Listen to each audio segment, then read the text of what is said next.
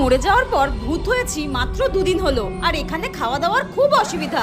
একটা মানুষ গেলে যে তার ঘাড় মোটকে খাবো তারও উপায় নেই, কারণ এই নিম গাছটা নিচ দিয়ে কোনো মানুষই যায় না। খিদেতে আমার নাড়ি ভুড়ি একদম চটকে যাচ্ছে, মনে হচ্ছে নিজের চুলটাই কামড়ে খাই। হঠাৎ একটা পেচি ভূতকে সামনে দিয়ে যেতে দেখি, আর আমি তাকে ডাকি। আমাকে সে কর্কশ গলায় জিজ্ঞাসা করে, আমাকে ডাকছিস? আমি বললাম হ্যাঁ, আর তাকে আমি জিজ্ঞাসা করলাম তুমি কিভাবে মরে ভূত হয়েছো। সে আমাকে উত্তর দেয়, স্কুলের ছুটির টাইমে আমি একটা মেয়েকে সিঁড়ি থেকে ধাক্কা মেরে ফেলে দিই, কিন্তু উল্টে আমি পড়ে গিয়ে মরে ভূত হয়ে গেছি। আমি বললাম আচ্ছা আচ্ছা, তুমি কোথায় থাকো?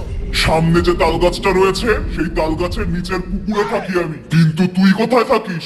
আমি বললাম লাইন দিয়ে পেছনে যে নিম গাছগুলো রয়েছে ওখানে আরো ভূতরা রয়েছে, ওদের সঙ্গেই আমাকে থাকতে বলা হয়েছে। পেছনের নিম গাছগুলো? আমাকে বলে ওই ডাকিনীগুলোর সাথে সাবধানে থাকিস, ওরা রেগে গেলে নিজেদের